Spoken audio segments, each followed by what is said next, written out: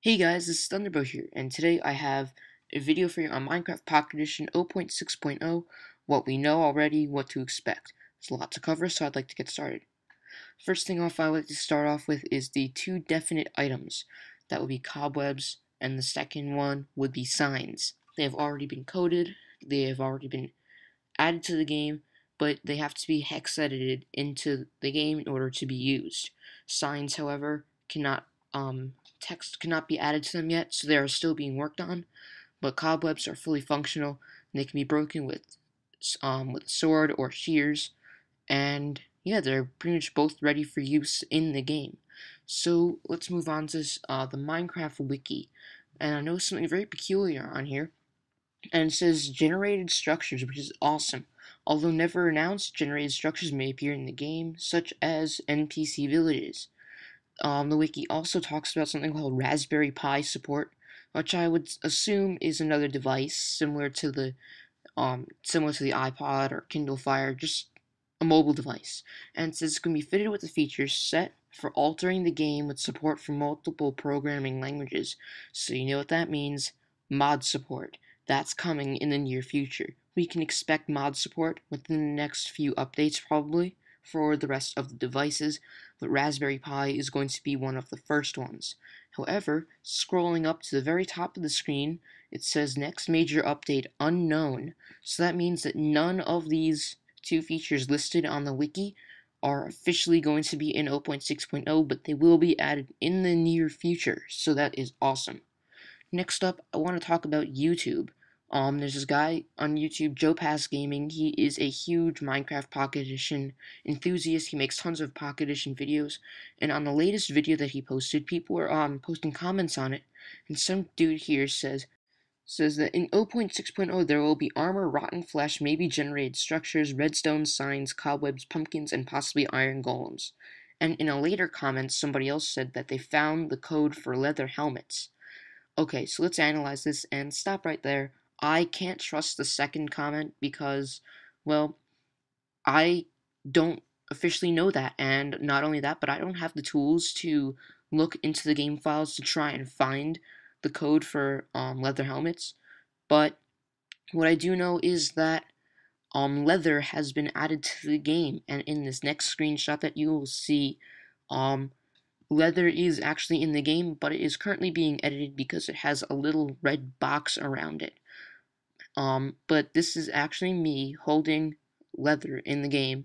And what I did was I made a server on my Kindle, and then I edited it in leather. I joined on my iPod, and then I gave myself the item on my iPod, and then I took that screenshot. But that's not the point. Leather is definitely in the game, so we could possibly see leather coming in one of these next updates. But leather armor, I'm not so sure about, because well, for starters, most people don't understand is that just because leather is in the game, it really has no in-game purpose yet. Leather is pretty much a useless item because it can't be crafted with, and it can't. No mobs drop it yet. You can see it's still being worked on with that red box once again, but yeah, it really just has no in-game purpose yet, and there's no crafting recipe. You can't craft books. You can't craft armor. Cows don't drop it yet. So once again, leather is useless. So it might be coded into the game, but I don't see it having any features um within the next update. So not only that, but coding armor, that's going to be one tough thing because what you have to do is you have to, when you, not only do you have to code the in-game GUI for putting armor on, but you also have to tell the game that when you're wearing armor, say you take a shot from a skeleton's arrow, well, when you take a shot from an arrow, you have to tell the game that X amount of damage is going to be subtracted because the armor is taking the damage for you. So not only does the GUI for armor have to be coded, but leather armor, well, armor itself has to be coded, and it's going to be quite difficult to code the data values for that. So, armor, it's a possibility for that being in 0.6.0. If anything, armor will be in the game by at least 0.7.0. But yeah, armor, it's going to be one tough thing to code because you have to code two things, the GUI and the actual effect of armor, Actually, no, 3 things, because now you need to also code the crafting recipe. So anyway, moving on to the next topic. In this guy's comment, he said that rotten flesh will be added in the game. Stop right there, buddy. We don't even know that. Not only that, but rotten flesh wasn't added until later beta versions of the PC version. That was when hunger was introduced. And the reason why um I don't see rotten flesh being added into the game anytime soon is because um when you eat rotten flesh on the PC version, what happens is you get this thing called a buffer, and what buffers do is it gives your players special powers, and they can be positive or negative effects. And rotten flesh, what it does is it gives you the hunger effect. So pretty much what that means, when you're running around while you're hungry, you will lose more hunger than you would if you weren't hungry, if that makes any sense. So rotten flesh was purposely added when potions were, because it has similar effects to those of potions, except rotten flesh gives you negative effects. So I don't see rotten flesh being added anytime soon, because rotten flesh is sort of like a special food, similar to golden apples.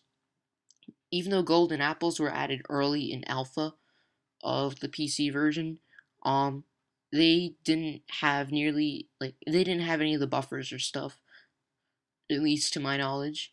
But rotten flesh, I do not see that coming anytime soon, because that's sort of like a special food. Alright, so next topic is naturally generated structures. That is quite the possibility, and if we look back, the wiki did say something about naturally generated structures, and those include mine shafts. So let's talk about mine shafts. We already have cobwebs, and obviously we have fences and wooden planks. All we'd have to do is tell the terrain to generate 3x3 tunnels in the ground. However, mine shafts are quite big, and sometimes they can stretch to be twice as large as your typical pocket edition world. So we'd have to either make worlds a lot bigger and add caves so you can find them, or we'd have to make mine shafts much, much smaller. So mine shafts, I don't even see them coming next update at the very least. Mine shafts will most likely be added in maybe 2 or 3 updates. I'm not sure. But moving on, we have villages. That was the naturally generated structure that was talked about on the wiki. I actually see naturally generated structures being added, such as villages, within the next 2 updates maybe. Reason being because we have all the materials that you typically find in a village. We have wheat, we have farming, so we also have cobblestone, oak wood logs, we have stairs for the roofs. I mean, we have everything that's found in villages. All you really have to do is make villages a hair smaller, because pocket edition worlds aren't that big, and villages can be pretty big. So we'd have to make villages a lot smaller. Also, we'd have to code in the villager mob, but in beta 1.8, when villages were first added, villagers didn't exist until 1.9. So anyway, next up is dungeons.